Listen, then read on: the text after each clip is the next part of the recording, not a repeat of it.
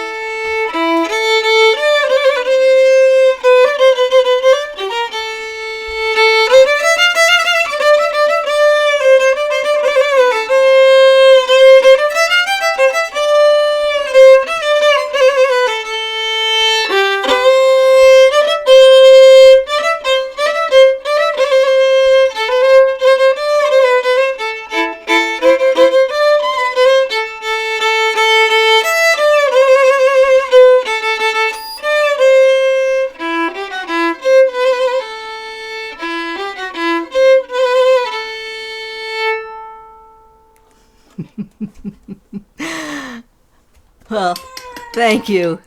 You know, having too many versions in my head makes it really hard. Well, so I think that's really interesting, isn't it? Because you actually had one of the original recordings, and there were so few of them, and most people didn't have that. And then you found, two others. Yeah. So it's there's all this possibilities. Yeah, I mean, I can't wait to I can't wait to like have this tune be like part of my repertoire and really choose which version I'm gonna do, so I'm not so confused on it, because I think it's great. I think it's a really great tune, and yeah. Yeah. Oh, it's fantastic that you took to it. I'm really happy. Yeah. I actually took to all of them. I really think they're just great. And something in all of them, isn't there? Wow. So how have you been finding it? You were just saying that you've actually got quite a lot of stuff going on, that the online stuff is really developing. I've been asked to do a lot of videos for various projects, so that's very exciting. I'm doing something for the Hudson River Revival Clearwater Festival, which is on Father's Day, and something for Woody Fest in Oklahoma, and another organization called Tune Supply, which is very cool. And I think that the Jewish world should do something like what the Irish world is doing on a few levels. This Tune Supply is really cool, but also Tune Pal. Do you know about Tune Pal? It's an Irish thing. You can play any tune into an app, and it'll tell you the name of it, and it'll tell you like 20 different names that it might be, and what albums it might have been on. I mean, it's massive. It's a really nerdy, massive project, and I wonder if the Klezmer world could do. Nerdy, massive I know, we need to do it. We need to do that. So yeah, so I've been quite busy, and so this has been really lovely through everything. And okay, now it's like play the Beregovski tunes, and it's been a lovely way of communicating with people, especially because I found this so tricky with the different versions and not knowing what to do, and not knowing,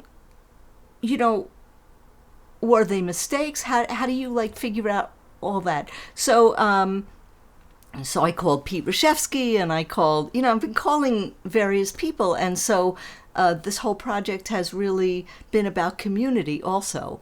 So that's a beautiful thing. Do you want to just say a couple of things about the cadence thing, the Frege sort of question that you were chewing over? Yeah. So the difference is the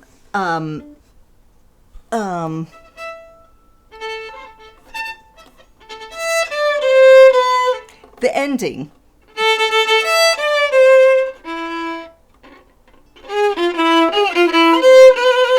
He sang it. And the recording is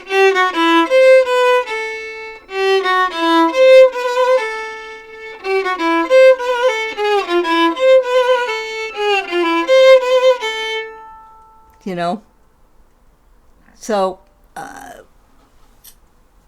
I have no idea. I guess we could get really nerdy about it. Maybe I won't. well, you know what? I would love if you did. How do you find that kind of thing out? Like how do you, do you think about? Because I would think that the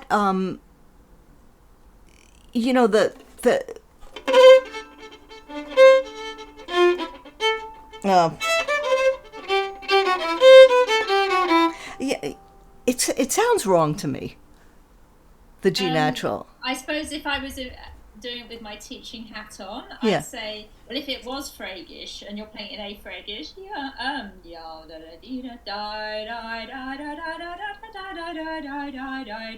then when you go underneath, so if that was the way, then you would be going beneath the home note. So I would say yes, it's going to be a G and then an F sharp rather than a G sharp, because you're sort of. You're going down, right? Okay. Yeah, you're going just dipping down underneath. And when I listened to it, I also listened to that original one.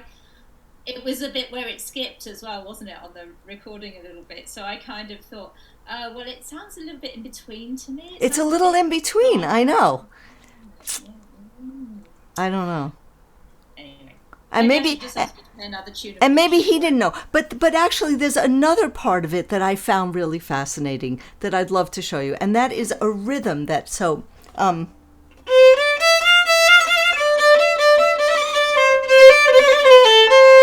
Like he breaks into 3. 1, 2, 3, 4. 1, 2, 3, 4. 1, 2, 3, 1. And what's written is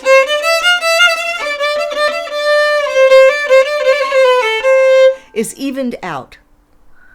And so I wasn't sure what to do with that either, and so I had a lovely conversation with Jake, and we talked about, making it just part of the gesture, part of the, it's almost kind of the same thing. And it could be that he was just sort of rushing through that, and because I'm just wondering why the sheet music it adds notes that he wasn't singing.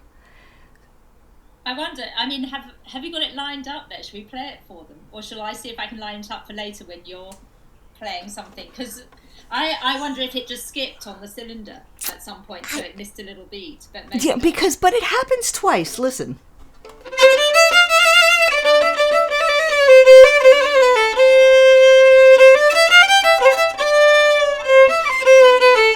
He does it again there.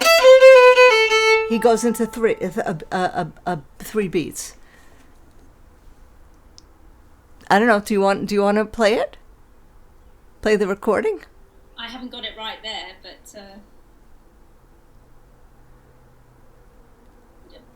don't worry.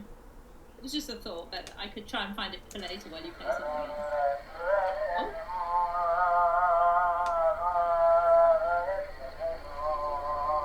Okay, hang on a second. Let me screen share it.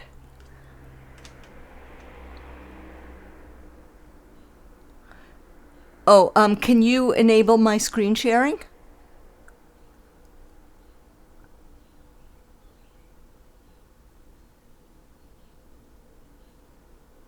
Anybody, what do I have to do to enable? Hang on. Well, if I play it like this, here, the quality's not great, but you can hear it if I play it like this.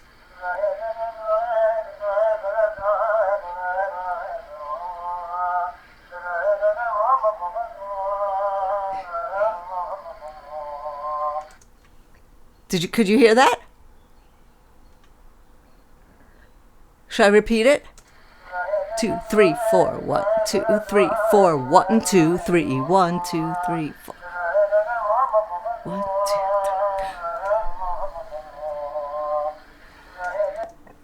I just thought maybe it was the bit where it skipped in the same place on because there was a scratch or something, but I don't hear a scratch there. I just hear that's the rhythm. Yeah, well, a lot of these people, they weren't trained singers and they learnt it one way and they sang it that way. Exactly. And so, but that makes me curious. So when they notated, they must have had like a few versions in mind. And so that the notations were sort of, a collective version of it, and not necessarily one person's version. And so then it makes sense that it would be written differently, and he just sort of cut those notes off. Yeah, and of course Beregovski kind of knew some of these already, so maybe when he was transcribing, because one of the things he said about the metronome marks, wasn't it, that he didn't always have access to the recordings when he was putting those in, so maybe some of it was memory and some of it when he edited it, who knows. There are a couple of different versions. I was just talking with Daniel, actually, who's there, one of the guests as well, Daniel Kalkner, about there being different versions out there, and sometimes there are differences, so it'd be quite interesting to compare. Another nerdy exercise. Yeah. Oh, I'd love to do that. I'll be in on that nerdy exercise. Shall I play? Does anybody have any questions? Should I play another tune? Yeah. Ernie said maybe it's just a rubato. I don't want to open up the can of worms again. And it could be, except that the notated version actually has 2 extra notes written in. So, right. Yeah. In both places there are 2 extra notes. So. Oh, here comes Ilya. Maybe he's got nice. Well, I think Kurt said that sometimes they made more than one recording, and then it's not the one that you actually get to hear because they wore that one out. Exactly. So it could be another one, as you said. So so the next one is a waltz. It's number 95, and I really have no experience with waltzes. So I've been listening to a lot of Hasidic waltz, and of course, Ilya suggested that I contact Jordan Hirsch, who plays a lot of Hasidic music, and so that's been really fun, and that's been sort of my source material, and I learned a lot about the waltz, and about my instinct to play it was, and this is my big fear because I play a lot of different styles, is that that I will play something too Americanized, or that it'll be like Irishized because I have a lot of sounds in my head.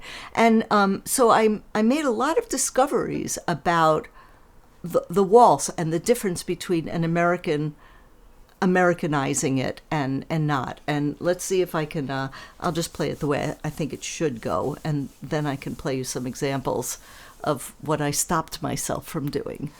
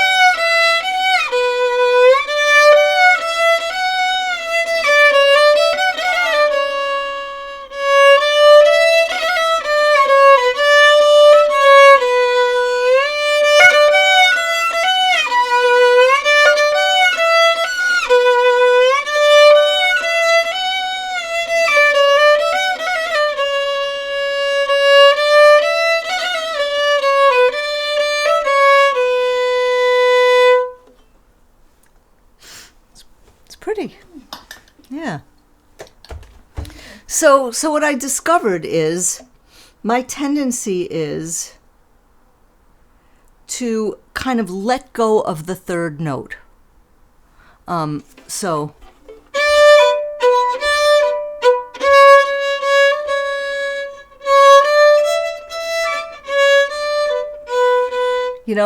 and it's not. Each note has its own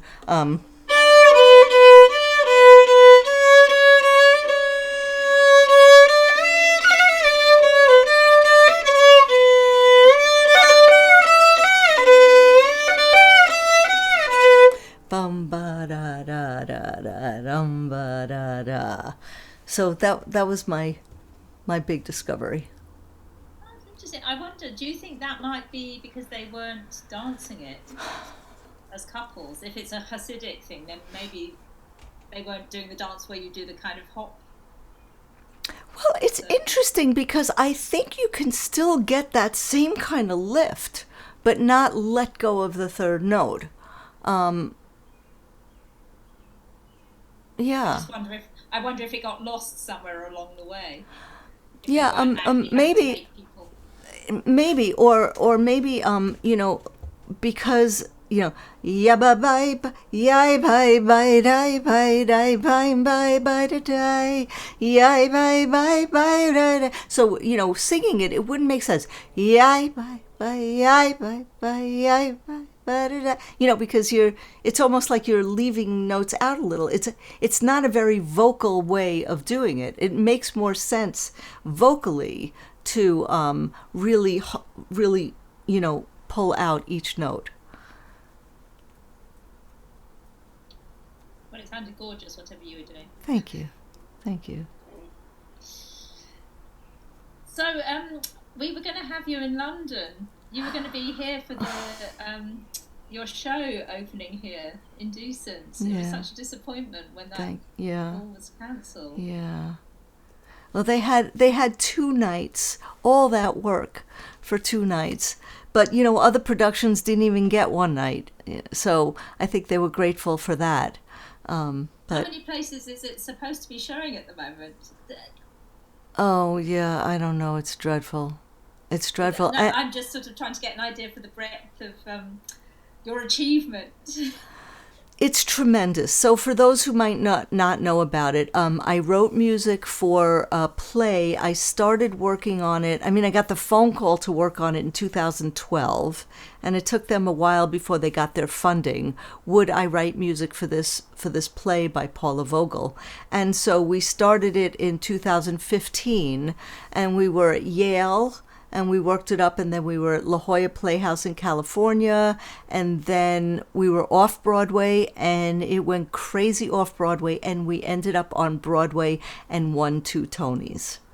So, and I was co-composer and co-music director, and created my my character, which was on stage and danced and pranced around, and all kinds of choreography and all that, and it was quite amazing. And then the regional theater, it didn't go out on tour. Instead, regional theaters started doing it. So it played in Minneapolis and Chicago and Portland, and in Oregon, Christina was the music director, Christina Crowder, and Zoe Aqua was my understudy on Broadway, and then she ended up doing another production in Vermont. It's been wonderful. It's employed a lot of Klezmer, which is exactly what I did. And I made sure that there was just enough so that we had to convince all the theaters that no, they couldn't get their typical Broadway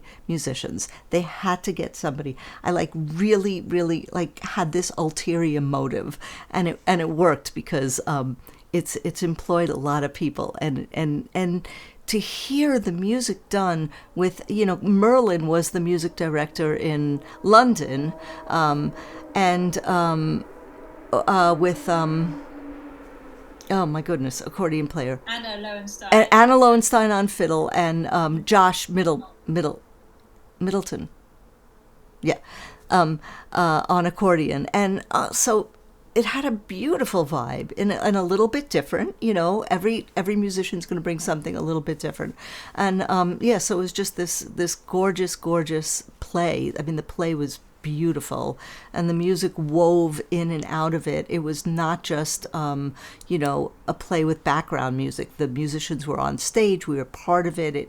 It's really beautiful. So at this point right now, it probably would have been playing in 2 or 3 professional theaters, and it's going into colleges and high schools now. So it probably would have had 20 productions going right now.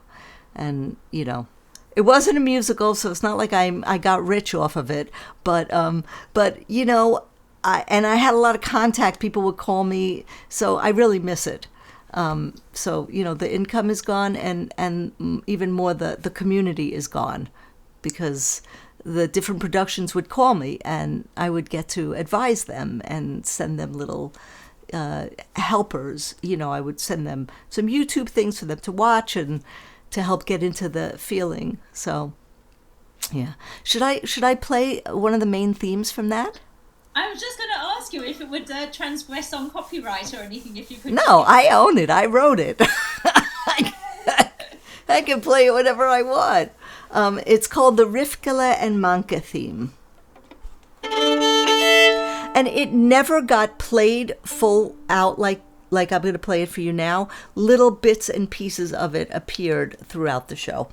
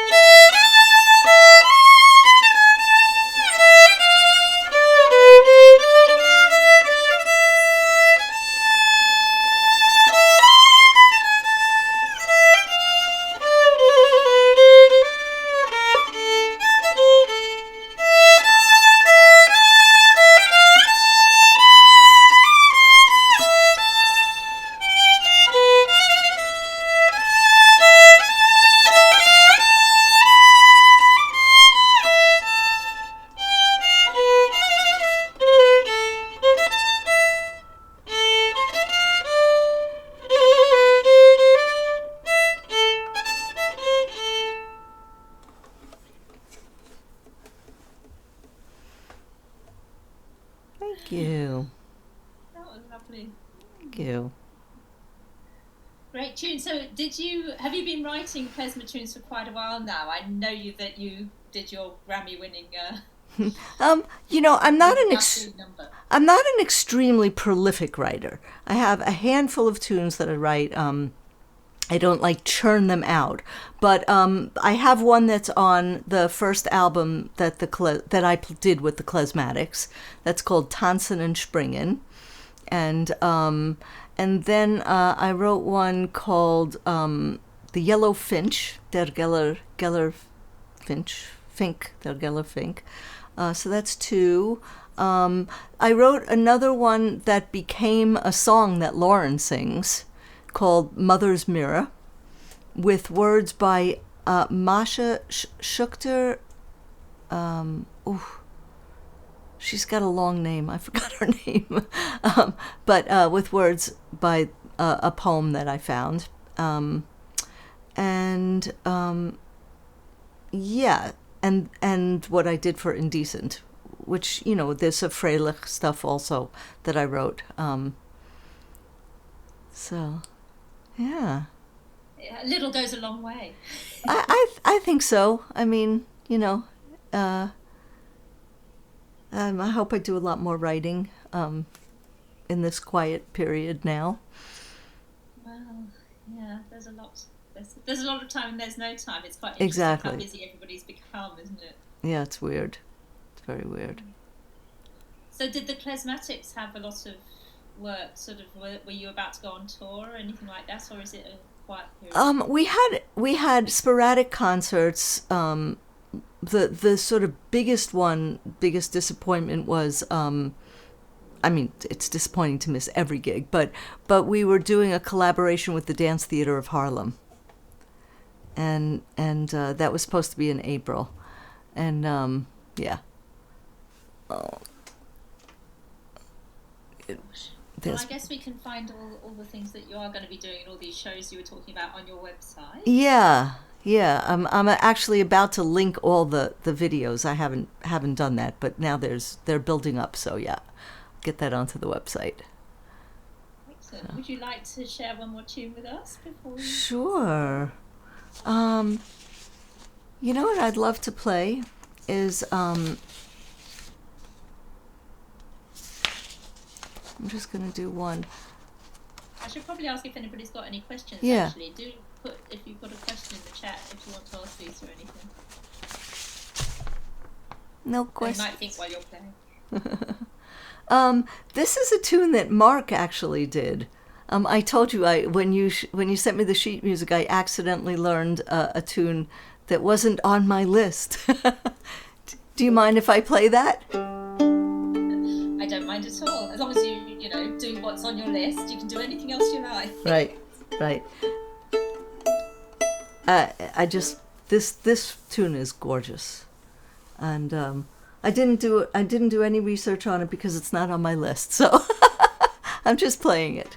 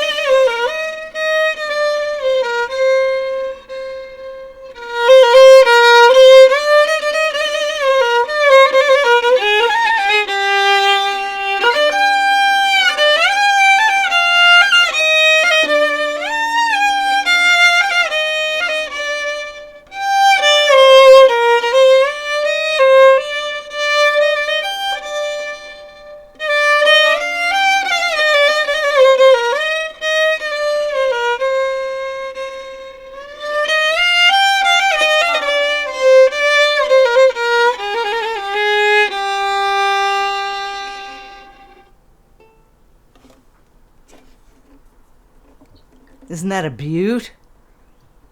It's nice. What number is that? 61. Oh, that's 61. So it's on the same page. Yeah, that's what happened. Well, the beauty of the ending of this project is that anybody can play any of the ones that they like. So Yeah. I'm not there to stop them. Oh, is there anything else you wanted to talk about your Klezmer journey, Lisa, while we're here? You know, it's pretty fabulous. You know, I do a lot of different things, which is a problem in a way, and yet brings some other beauty to it. Everybody is who they are. I just think it's interesting, and there's a lot of players who play other styles. You know, it's just really always fascinating, and I think I will do it forever, is tear these things apart and figure out what is one little tiny thing that you're doing that's actually Irish, and what little tiny thing that you're doing that is American or Jewish, or you know, I'm absolutely amazed by the ethnomusicologists who can really say that, and I don't organize my thoughts in a really clear way. So it's just, I kind of go by instinct, and I grab this, and I grab this bit of information, I grab this bit of information, and yet somehow, you know, it deepens all the time. So that's all you want. And this project has been really good for me. So thank you. You're welcome. I remember when we first met, when you came to teach at Klezmer in London. And I think it was quite soon after you'd started with the Klezmatics, and you said there was one particular tune that you were just listening to over and over again because it kind of gave you the essence of what Klezmer might be, or you know, could be, or was, or. Yeah, that is how I tend to learn. I take one tune and I play it, I put it on really slow, and I get all the little nuances, and then I speed it up gradually, and you know, by the end you've lost a lot of the nuances. I just can't keep them up, but you hope that they've kind of kept the flavor in there. Yeah, exactly. But that is my learning process. I'll pick one tune and get obsessed with it. So. Oh, Lisa, thank you so much for sharing some tunes and my pleasure. About your process and your work today, and being part of the project. It's been wonderful having you on board. It's been great. I've watched a lot of the videos, and I can't wait for more of them to come up. And it, you know, it's incredible. You know, I was thinking, we're part of this community here, and so we're used to hearing lots of klezmer, you know, but, you know, what if you're some kid in Peru and you don't have access to a lot, and you just put in one little phrase there, and now you have, like, so many different styles to learn from, and so many different tunes to get. It's an unbelievable resource that you just did. I think it's incredible. Oh, well. God willing, people will take the tunes and run with them, and yeah, we'll see a lot more of exactly. it. Exactly. Exactly. Thank you.